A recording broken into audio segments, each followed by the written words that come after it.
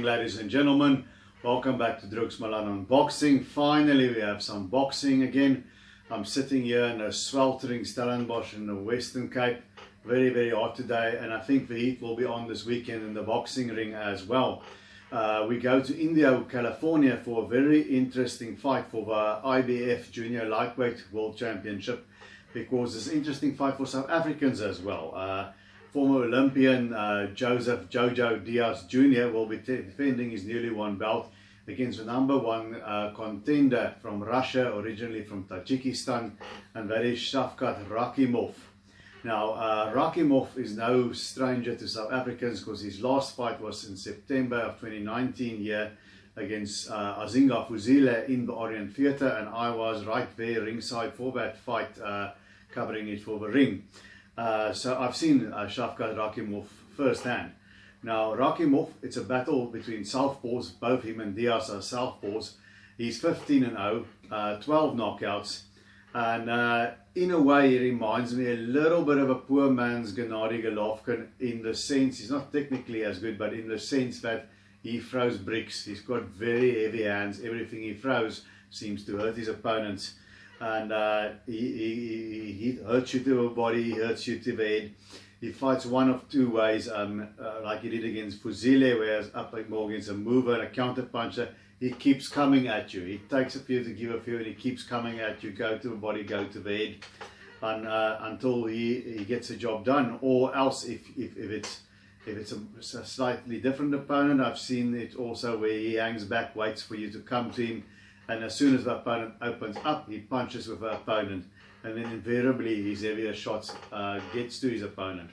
Now, in the Azinga Fuzile fight, there was some controversy. Fuzile was ahead on the cards by the 8th round, and Rakhimov came roaring back, knocked Fuzile down heavily with a huge southpaw left, and then it was just a matter of time. Finished him with a barrage of punches and deposited him face first on the canvas. On the TV footage, it came out later that he used illegal smelling salts in the corner before that round. There was a protest. Fuzile kept his ranking.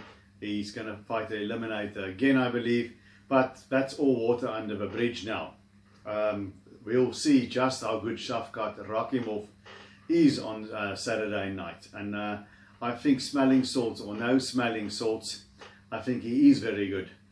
His weakness is his offense is his defense. You can hit him. You know, Fuzile hit him with some very hard shots, and he kept coming through them.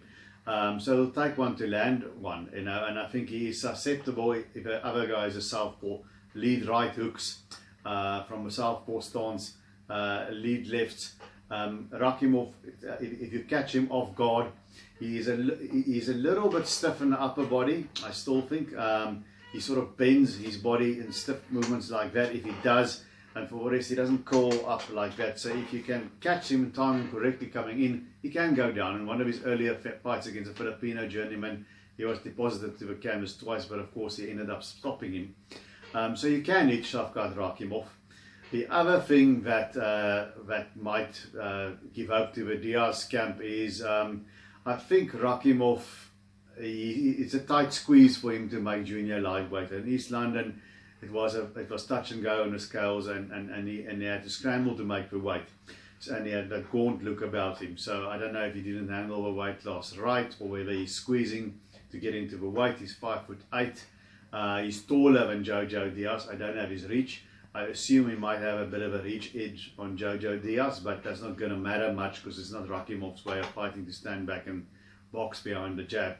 But what I did notice also in the fight there in East London and South Africa is Rakhimov doesn't like it very much in the body. When Azinga or Fuzile went to the body, that's the only time where you really could see Rakhimov was now very uncomfortable, and he hurt him, you know, going to the body.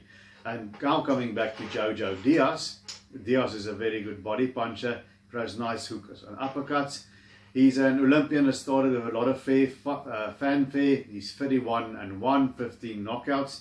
I don't think he has quite the heavy hands of Rakhimov, but he's a well-schooled boxer.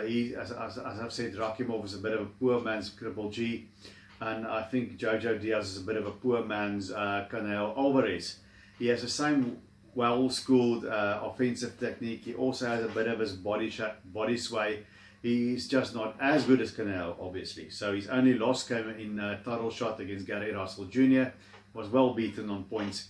1-5 on the trot since, and in January of 2020, before this COVID-19 pandemic killed the sport for all of us as far as crowds are concerned, he took the title from Tevin Farmer, a guy that we all hoped Azinga Fuzile would face when he gets past Rakhimov, which didn't happen. And I watched him beat Tevin Farmer, and I hate to say it because Jojo Diaz won fair and square. He won the world title, and you don't want to take away from a guy's performance. A lot of it was what he did right, but Tevin Farmer to me didn't quite look like himself. You know, he was kind of blinking, looking up into the sky. His movement wasn't there. His usual zip wasn't there. It wasn't a good performance by Tevin Farmer. There was a clash of heads. Jojo got a very bad gash over his eye early, and he fought through it. Kudos to him for doing that. So Jojo Diaz can come through a difficult situation. He can maintain focus and get past it, and he did so very well. But I do wonder whether the Tevin Farmer victory sort of slightly flatters him. We'll have to see. He's definitely better schooled than Shavkat Rakhimov. He's a more seasoned fighter, double that amount of fights. Rakhimov also had a big amateur career there in the Eastern Bloc, but not quite as good as Jojo Diaz. So it's by far the best opponent he would have faced. He's destroyed everybody so far. Okay, there's a bit of a taint there in Azinga Fuzile victory, but he still ended up there stopping Fuzile. So we'll see, you know. Has Rakhimov been getting away with doping?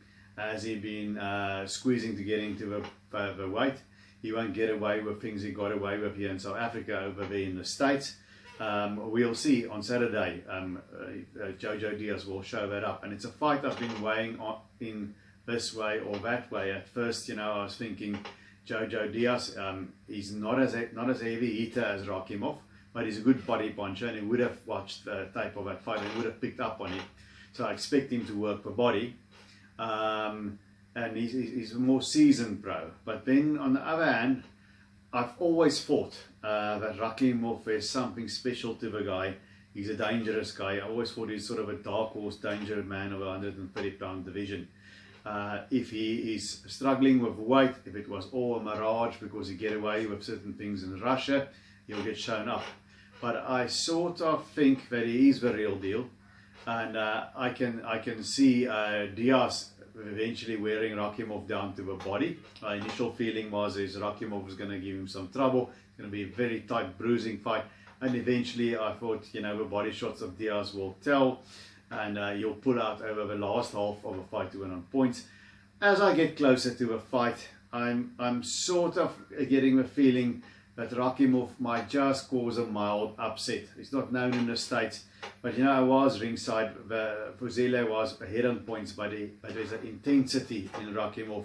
He really puts you under a lot of intense pressure. So key for Jojo Diaz will be to hurt him in the body, to stop that forward assault and turn it then into a calculated thing that he likes. And also, I would like to see how Jojo Diaz what he does when a guy can really hurt him and force him back, because I think he's a bit more comfortable slowly walking down his opponent and fighting at his own pace.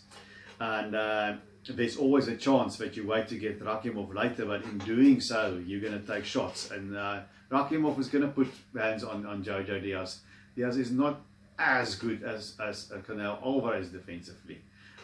He's a very, very good fighter, but I think the fight against Gary Russell Jr. showed us he's not absolutely the elite. Rakhimov is not the Gary Russell. Russell was a speedster and he's very fast. It's a completely different fight. So both men will be able to find the other one. But I just kind of think that those heavy hands of Rakhimov is eventually going to throw Jojo Diaz off his game. And I think I am going with an upset for Rakhimov to eventually overwhelm Jojo Diaz and get to him later in the fight, much like he did with Azinga Fuzile, but in a much more toe-to-toe kind of way. I think it's going to be a very exciting fight while it lasts. and I have a feeling Rakhimov is going to surprise people, and he's going to go on and throw Jojo Diaz off his game, and he's going to get the stoppage late, which will be very, very impressive. But I think there is something to this guy from Tajikistan or Russia. So I'm calling an upset. I'm thinking Shavkat Rakhimov is going to get over the hump against Jojo Diaz. It's a big hump, but I think he's going to. I don't think Diaz has the power to really stop him or get him out of there. But we'll see. So that's where I'm going with Jojo Diaz against Shavkat Rakhimov. It's going to be on the zone, so we're seeing it here in South Africa without running around YouTube the next morning. So guys, I would say tune into that fight. Don't sleep on it. It's going to be a terrific fight, and it will definitely be worth watching. So until we see each other again, keep those hands up.